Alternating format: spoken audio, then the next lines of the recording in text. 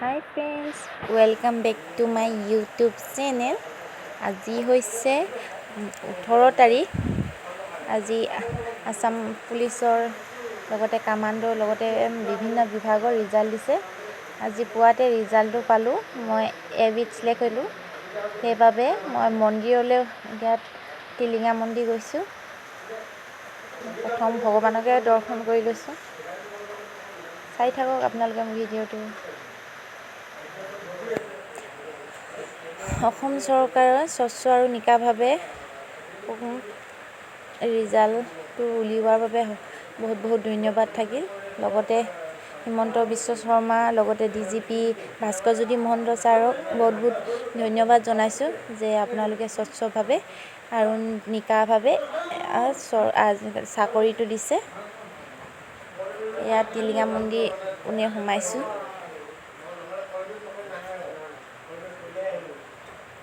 সকলো কামতে প্ৰথম ভগৱানকে পূজা হয়। সেইবাবে টিলিঙা মন্দিৰলৈ গৈছিলোঁ।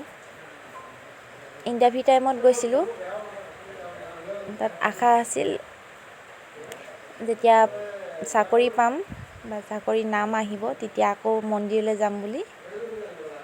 এই আশা পূৰণ কৰি আগবাঢ়িছোঁ মন্দিৰলৈ বুলি।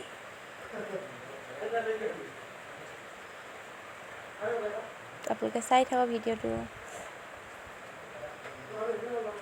সকলোৱে মোক আশীৰ্বাদ কৰিব যাতে মই আহিবলগীয়া দিনবোৰ ভালে কুশলে যায়। মাজে সময়ে অলপ ফটো মাৰি লৈছোঁ। এয়া মোৰ ছোৱালী দুজনী,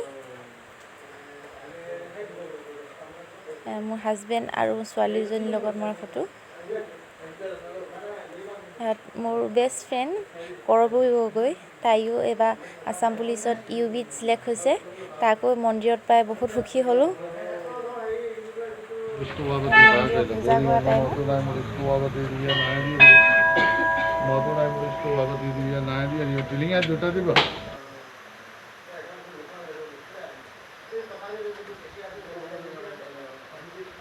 মন্দিৰৰ পৰা বাহিৰে বাহিৰে মাৰ ঘৰলৈ গৈছিলোঁ। তাত মাহঁতে হাঁহ আনি তাত পাৰ্টি সৰু-সুৰা পাৰ্টি দিছিলে। ইয়াত হাঁহ আৰু কোমোৰা মাংস। ইয়াত দাদা বৌহঁতি আছে। ভাতৰ ইয়াত মাংস ভাজি। তাত বৌহঁত আহিছিলে, বৌ ভতিজাহঁত। এয়া হৈছে মোৰ হাজবেণ্ডৰ ঘৰত। ইয়াত মাংস বনাই থকা হৈছে।